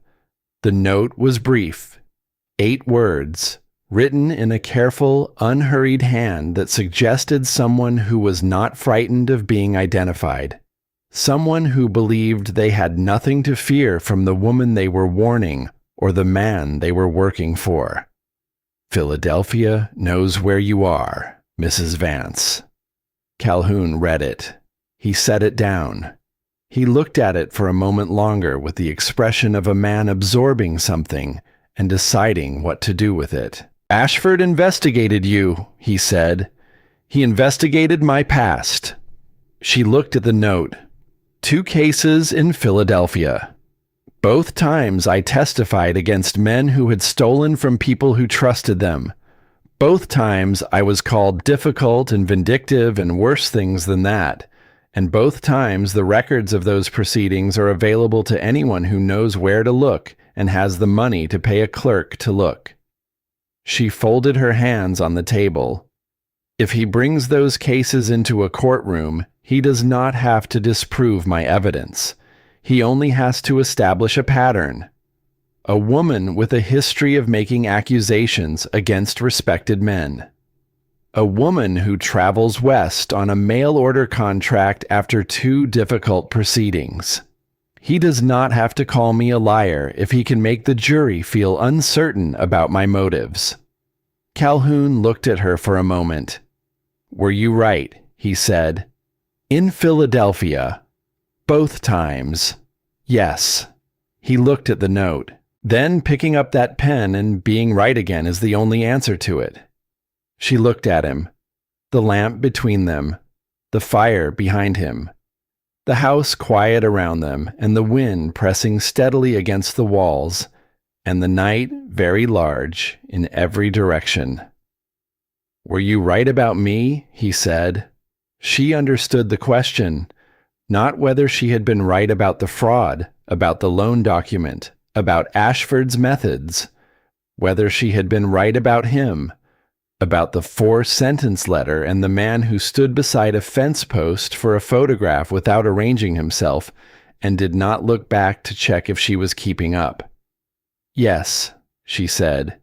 He nodded once, slowly, from somewhere below the jaw, the particular nod of a man setting something to rest in himself that had been unsettled for a while. Then let us not waste the night, he said. He went to the stove and built the fire up and brought her a fresh cup of coffee and set it beside her elbow without asking whether she wanted it. He sat back down across from her and picked up the land law volume and found his page. And Lenora picked up her pen and turned to a fresh page in her ledger and began writing the record of the night, every word and every detail in the careful, exact sequence that she had learned to trust above memory and above feeling and above the particular cruelty of uncertainty. Outside, the wind continued its long, pressing weight against the walls of the house. The lamp burned steadily between them, and Calhoun Briggs sat across from the woman he had sent 4 sentences to in a territory advertisement, reading a land law volume by firelight in January, and if anyone had asked him at that moment whether he had known what he was doing when he wrote those sentences, he would have said he was not entirely certain, but he would not have changed any of them. Judge Orrin Hatch's response arrived on the 5th day, not the 4th. Harriet brought it herself, riding hard enough that her mule was lathered when she came into the yard, and she was off the wagon before it fully stopped, moving across the frozen ground with the urgency of a woman who had been carrying something important since before breakfast and intended to deliver it without further delay. Lenora was on the porch before Harriet reached the steps. "Letter from Hatch," Harriet said, holding it out. "Came to me because that was the return address I gave him. Read it." Lenora opened it standing. She read it once quickly, and then again slowly, the way she read everything that mattered, making certain she understood not just what it said, but what it meant, and what it did not say, and what would happen next because of it. Calhoun came out of the barn at the sound of Harriet's arrival and crossed the yard and stood at the foot of the porch steps. He did not ask. He watched Lenora's face. She looked up. "He is sending a territorial marshal," she said, "expected to arrive within 4 days." She looked at the letter again. "He is also issuing a temporary injunction against any new loan enforcement actions by Redstone Territorial Bank pending full investigation.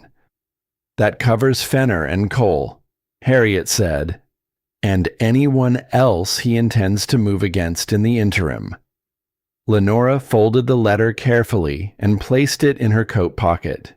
She looked at Harriet. "He is also requesting the complete file on the water rights preliminary claim." Harriet let out a breath she had apparently been holding since Cheyenne. "Thomas Orrin Hatch," she said, with the particular satisfaction of a woman whose assessment of a person's character had been confirmed after years of maintaining it. "Took him long enough to be useful. But when he moves, he moves." "The injunction covers loan enforcement," Lenora said. "It does not touch the water rights filing. Ashford has completed that filing, and the injunction was not drafted in time to address it." She looked at Calhoun. "We still have the water to resolve." He looked at her steadily. "Tell me, under territorial water rights law," she said, "an original property owner can contest a transfer of riparian rights within the first year of a land sale if the sale itself is under active legal challenge." She held up the letter. "The loan fraud complaint puts the sale of Stellan's East Quarter under legal challenge because the sale was made under financial duress created by a fraudulent debt." Harriet was watching her. If Stellan filed his contest with Willa yesterday morning before Ashford's filing was finalized, he has legal standing to freeze the water transfer for the entire duration of the investigation. She paused. The question is whether he got there in time. They looked at each other. Then Harriet turned back to her wagon without another word and drove out of the yard at a pace that left no ambiguity about her intentions. Stellan Crow arrived 2 hours later. He came alone, driving his own wagon, and when he pulled into the yard, his face held the expression of a man who had passed through something difficult in the preceding 24 hours and had come out the other side of it changed in ways he had not yet fully inventoried. He climbed down and looked at Lenora. "Willa filed it at 7:51, he said. His voice was completely flat. Ashford walked in at 8 o'clock. 9 minutes, Lenora said. 9 minutes. He stood in the yard with his hat in his hands and looked at the frozen ground for a moment. Then he looked up. My father broke that ground in 1847, he said. Not to Lenora specifically, not to Calhoun, but to the cold air, to the fact of it, to whatever it meant that the thing he had believed lost was not yet lost. Picked every stone out of that east field by hand. Said it was the best quarter he had ever turned. He stopped. I spent a year believing I lost it because I was careless, he said. A whole year. You were not careless, Lenora said. I know that now. He looked at her with an expression that was not gratitude exactly, something older and more complicated than gratitude. The expression of a man who had been given back something he had stopped allowing himself to want. That is because of you. Lenora looked at him steadily. It is because you kept the offer letter, she said. You kept it even when keeping it hurt. That is what made this possible. He held her gaze for a moment. Then he nodded once, put his hat back on, and looked at Calhoun. What do you need from me? He said. Marshal Aldous Birch arrived on the 4th day exactly as Judge Hatch had indicated. He came into Redston on a roan horse at noon on a Thursday, 2 deputies flanking him, a leather case of documents carried close to his side with the careful attention of a man who understood that what he was carrying mattered more than how he appeared carrying it. He was a compact, gray-haired man of 50 with the economical manner of someone who had been doing difficult work for a long time and had arrived at a complete comfort with doing it without ceremony. He did not go to the bank first. He went to the county clerk's office. Willa Pratt sent her younger brother to the ranch with a note before the end of the afternoon. 3 words. He is here. The hearing was held in the county courthouse in Laramie 12 days later before Judge Orrin Hatch, who turned out to be a thin, precise man of 62 with wire-rimmed spectacles and the expression of professional impatience that Lenora found immediately comfortable. He had the face of a man who valued his time and expected the people before him to value it equally, and who had been on the bench long enough to recognize the difference between a case built on solid documentation and one built on the hope that solid documentation would not arrive. Percival Ashford sat across the aisle with a lawyer from Cheyenne and the polished, composed expression of a man who had survived more than one complication in his career and believed he would survive this one. Lenora testified for 2 hours. She brought the complete file. Every document in the sequence she had established over 3 weeks of careful work. Each piece of evidence supported by its primary source. Each discrepancy documented independently. The whole structure built to stand on its own without requiring the jury to trust her word over Ashford's. She had learned that lesson in Philadelphia, where her word had not been enough, and the documentation had been everything. She answered the opposing lawyer's questions without hesitation and without temperature. The way she answered everything. With precision rather than passion, which was its own kind of force. A force that could not be dismissed as emotion or discredited as grievance. Ashford's lawyer argued clerical errors. He argued misremembered terms. He argued that the differential in the ink texture was a function of humidity variation in the bank's document storage, which produced a silence in the courtroom of the particular quality that came when an explanation was so obviously inadequate that the most effective response was simply to allow it to stand in its own inadequacy. He presented the Philadelphia record, 2 proceedings, 2 accusations against respected men. He let the number hang in the air and said nothing else, allowing the jury to draw the inference he intended. Judge Hatch looked at the Philadelphia file over his spectacles. He read it slowly.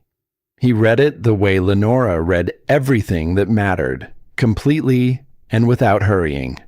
The courtroom was very quiet. "Mrs. Briggs," he said finally, "you prevailed in both of those proceedings." "I did, Your Honor." He looked at the lawyer over his spectacles.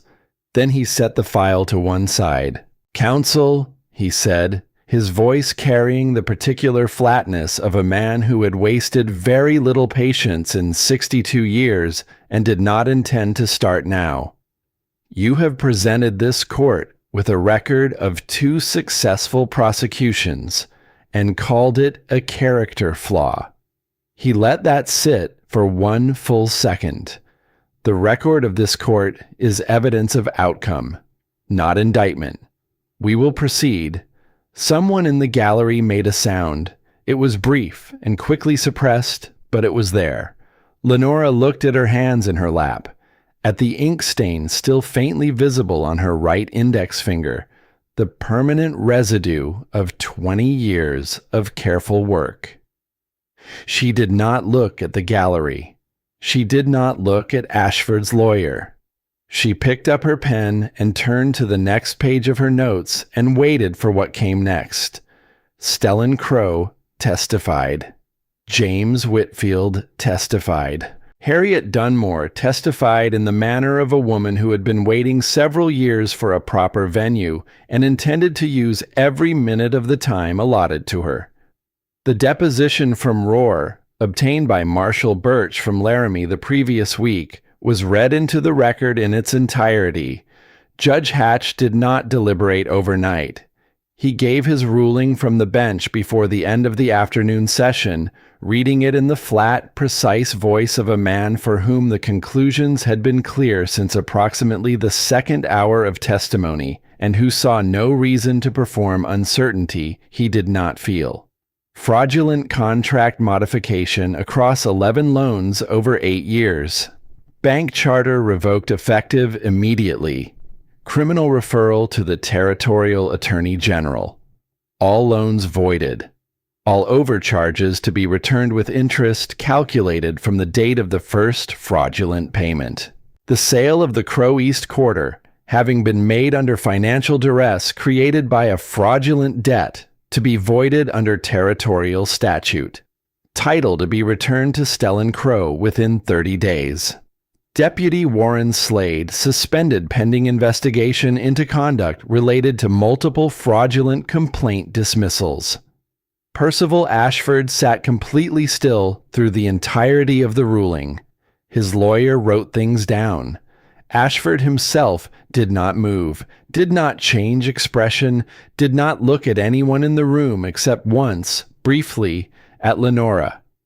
A long, flat, assessing look, the look of a man filing away information he had been wrong about and intended to be less wrong about in whatever came next. Lenora met his eyes and held them without moving. She held them for 4 seconds. Then he looked away. Outside the courthouse, the winter light lay long and gold across the street. Stellan stood on the steps and did not say anything for a long time. Harriet stood beside him, with her hand on his arm, not speaking. simply present in the way she was present for people, completely and without condition. James Whitfield shook Lenora's hand with a feeling she accepted without comment. The other ranchers gathered on the steps, talking among themselves with the particular animation of people who had been holding something compressed for a long time and had been given permission to let it expand. Calhoun stood beside Lenora at the edge of it. He was not a man who stood in the middle of gatherings. He stood at the edges and watched, and Lenora had come to understand that this was not distance, but his particular way of being present, attentive to the whole of a thing rather than the center of it. She stood at the edge, too, which she had come to understand was not a coincidence. "He will stand in that east field before dark," Calhoun said quietly. She looked at Stellan, who was still on the steps, still holding the document that returned his father's ground to him, still not quite ready to move. "I know," she said. "Good thing," Calhoun said. "A man being able to stand on his father's ground." She looked at him, at the lines at the corners of his eyes in the winter light, at the particular quality of his stillness, the stillness of a man thinking about something that mattered to him in the way the things that mattered most to him were thought about, quietly, privately, without announcement. She took his arm. He put his hand over hers without looking at her, and they stood together at the edge of the gathered people in the winter light on the steps of a courthouse where something that had been wrong for 8 years had just been set right. On the road home, the light went long and golden across the frozen ground. Lenora reached into her coat and took out the envelope she had carried since Philadelphia. She set it on the bench between them. Calhoun looked at it. He looked at her. "The roof," she said. "Good timber, done properly before the thaw. That is your money. It is money for the roof of our house." She held his gaze. "Not a gift, not a loan. Our money for our roof on our house." She paused. "Is that clear?" He looked at the envelope. He looked at her. Something moved through his face that she had seen only twice before. Once when he had said her word would carry weight here while looking at the mare's ears, and once when he had told her about Margaret and the 6 days of snow, looking at the fire. The expression of a man saying something from the place where the truest things came from. He picked up the envelope. He held it in his scarred hands for a moment.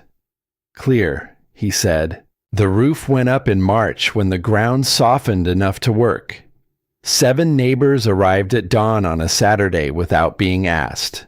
They came the way people came in hard country when something needed doing, without ceremony and without the expectation of anything in return, simply because this was how things were done among people who understood that no one survived difficult ground alone.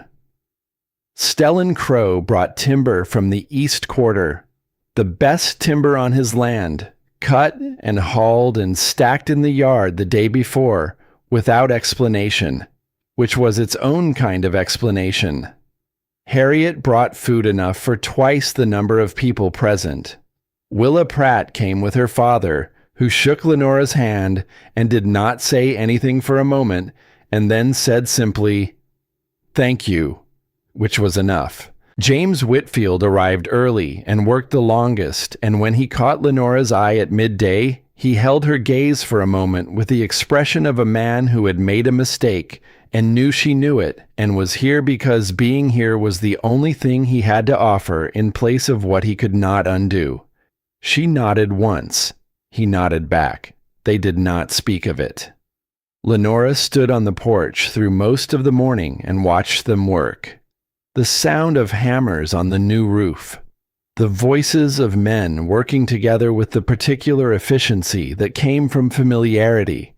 The smell of fresh cut timber in cold air. She thought about Philadelphia.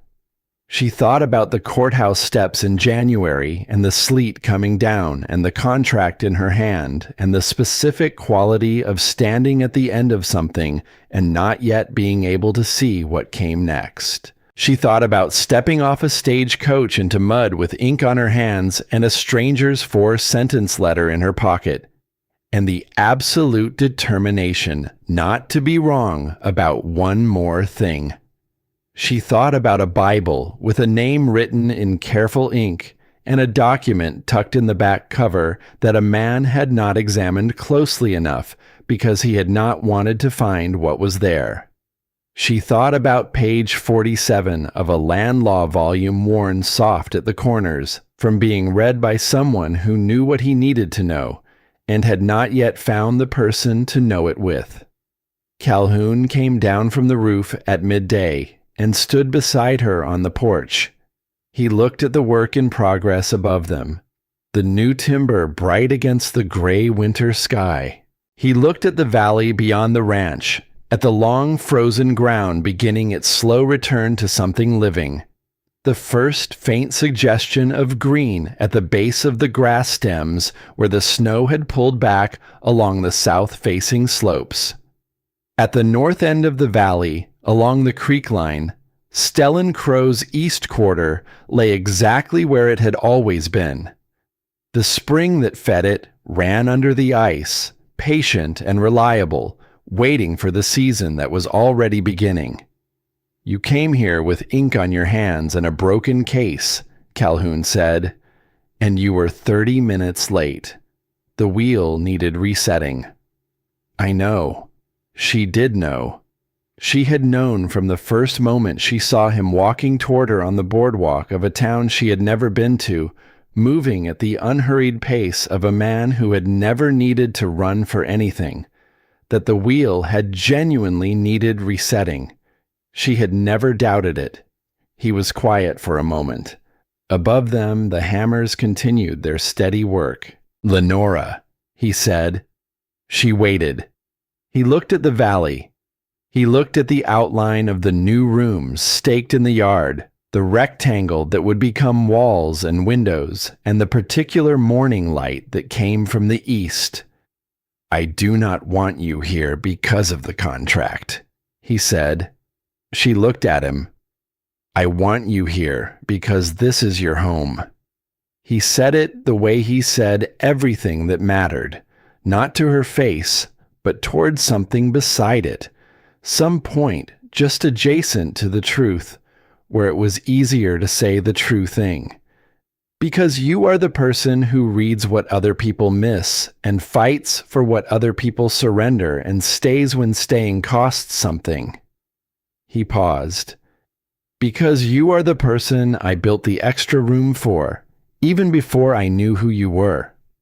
Lenora was still for a moment. She thought about all the rooms she had stood in Philadelphia, in courthouses, in offices, in a house on the east side of the city where she had lived with a man who used beautiful words for ugly purposes. She thought about the particular loneliness of knowing something that no one around you was willing to know with you. She thought about a fire in a cast-iron stove in January and a man who said yes in the way that a door opened. "I know," she said. She put her hand in his, callous against callous, rough and warm in the cold March air. "I stayed from the first week. You just had not noticed yet." Something moved at the corner of his mouth. "I noticed," he said. Above them, the hammers kept their steady rhythm against the new timber. The valley lay open before them in every direction, wide and real and patient, the way good land was patient, asking nothing and giving everything to those who understood what they had been given and were willing to stay for it. The woman who had come from Philadelphia had not merely started over. She had come home,